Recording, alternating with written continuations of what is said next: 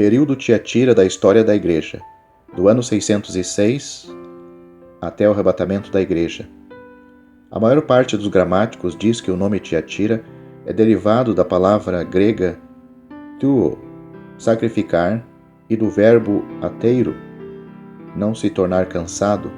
Portanto, temos o significado incansável de sacrifícios ou sacrifícios contínuo, conforme a versão Newberry.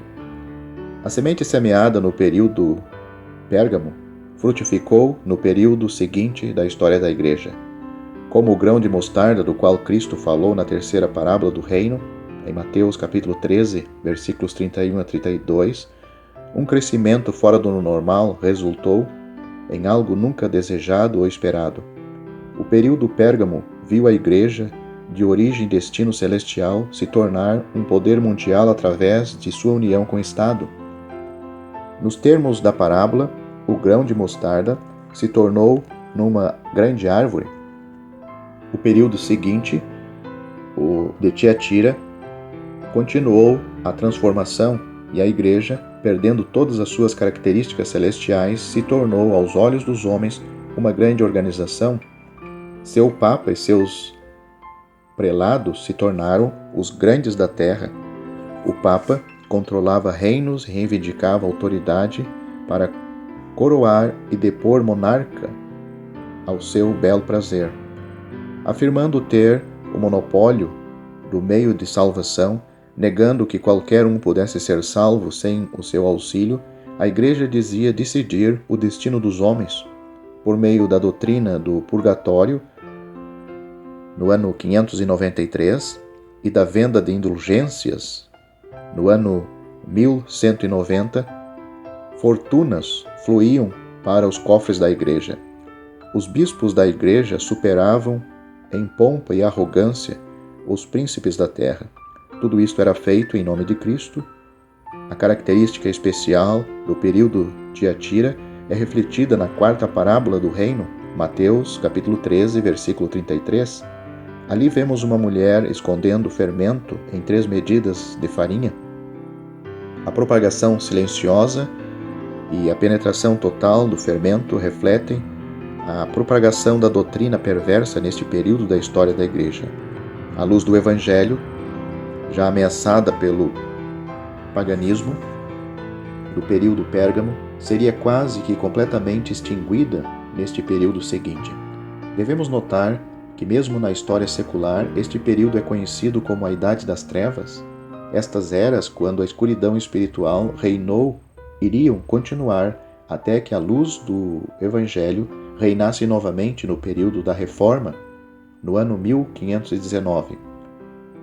A eleição do bispo de Roma, Bonifácio III, como bispo universal no ano 606, foi o resultado de uma longa batalha por supremacia dentro da Igreja.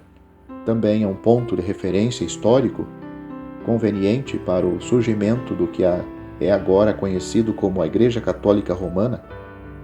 Embora muitas das doutrinas inconfundíveis do catolicismo romano já haviam sido propagadas antes desta data, a coroação deste bispo universal preparou o terreno para a reivindicação católica de controle universal sobre todas as igrejas.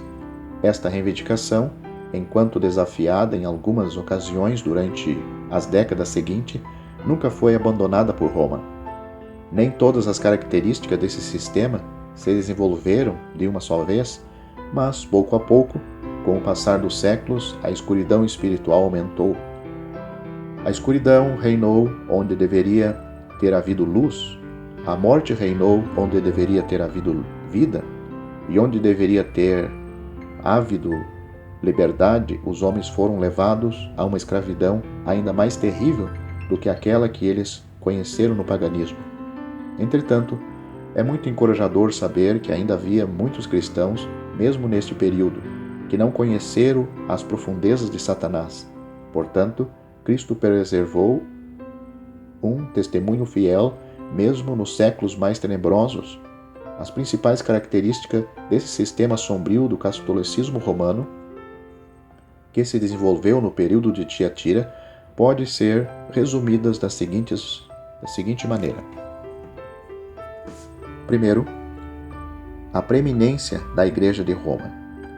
O bispo de Roma reivindicava, conspirava e lutava para preservar a preeminência da diocese romana sobre os outros 3 bispados metropolitanos estabelecidos por Constantino: Antioquia, Alexandria e Constantinopla. O bispo de Constantinopla recusou dar esta primazia a Roma e, ajudado pela controvérsia ariana, se separou e formou a Igreja Ortodoxa Oriental. O domínio de Roma era absoluto em todos os aspectos de fé e prática. Todas as outras igrejas, através do mundo, sob ameaça de excomunhão, tinham de se submeter a Roma. Nenhuma igreja nacional ou local tinha direito de existir fora de comunhão com Roma, e nenhum indivíduo podia gozar da salvação. Em avanços posteriores, o Papa iria reivindicar poder sobre os reinos da terra e não apenas se tornar o árbitro do império do mundo, mas também reivindicar o direito de depor príncipes e eleger e depor reis. A partir do século IX, o título Vigário de Cristo foi reivindicado pelo Papa. Devemos notar que a promessa ao vencedor, no versículo 27, nesta igreja, nos faz pensar exatamente nestes poderes, mas em associação com Cristo no seu reino. Instigado pelos papas, guerras eram travadas, cruzadas eram iniciadas, reinos devastados e milhares pereceram para satisfazer estes prelados loucos por poder.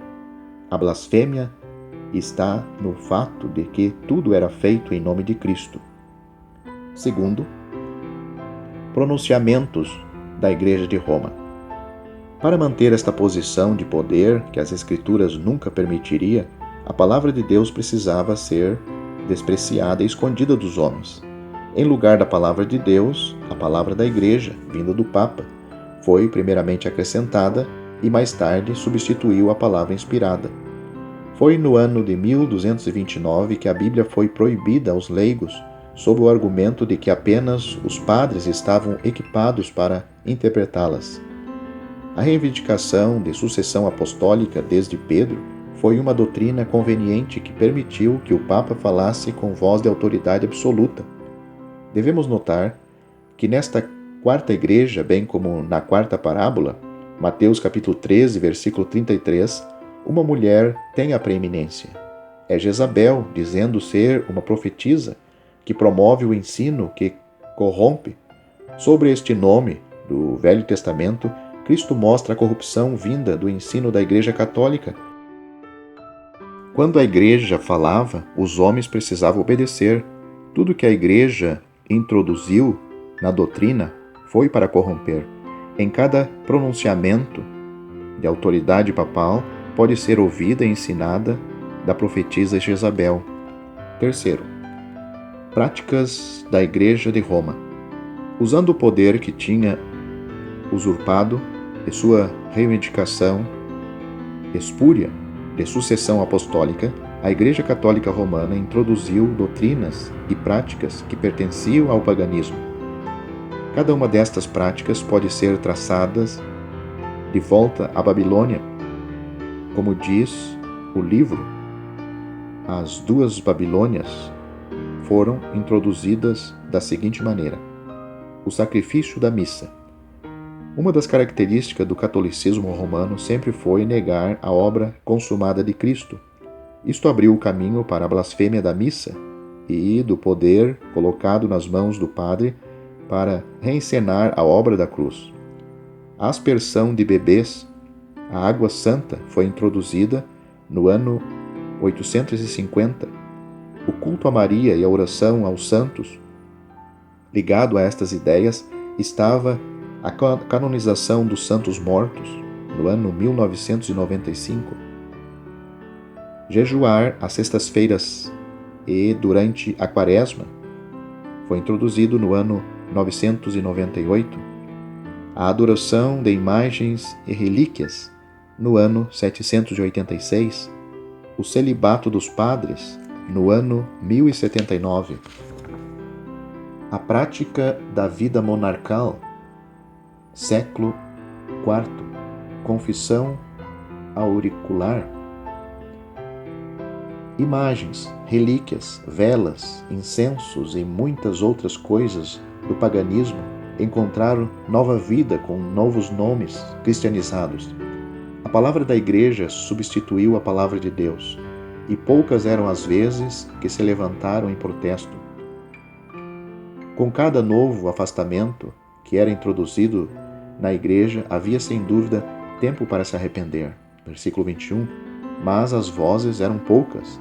O sistema religioso tinha controle virtual.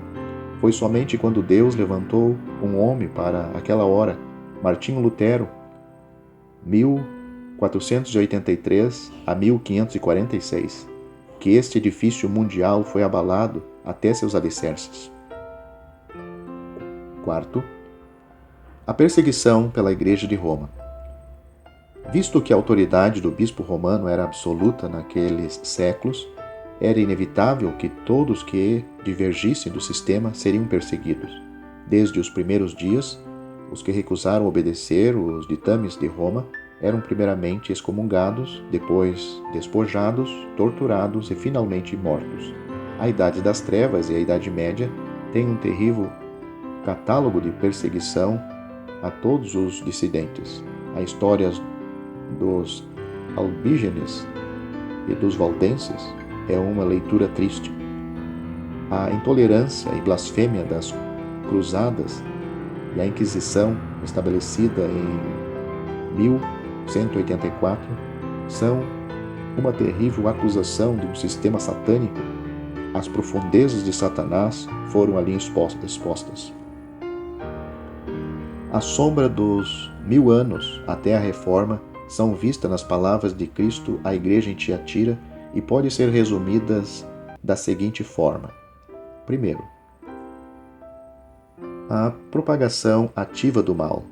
Toleras Jezabel ensinar, versículo 20. O que havia sido tolerado agora é assiduamente ensinado, identificando-se como o Filho de Deus.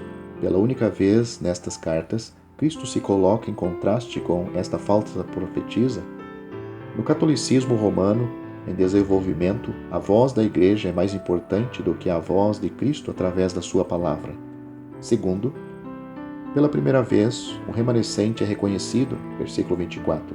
Cristo mostra que a maioria dos que estavam debaixo do ensino de Jezabel não seriam recuperados, embora várias recuperações locais trouxeram bênçãos a muitos indivíduos, e na própria Reforma uma multidão de almas foi abençoada. Estes ainda eram uma minoria. Terceiro, o chamado a ouvir, vindo pela primeira vez, depois da promessa ao vencedor, mostra que a maioria daria pouca atenção ao chamado de Cristo. Quarto, pela primeira vez o arrebatamento é mencionado especificamente. Cristo é visto como a estrela da manhã.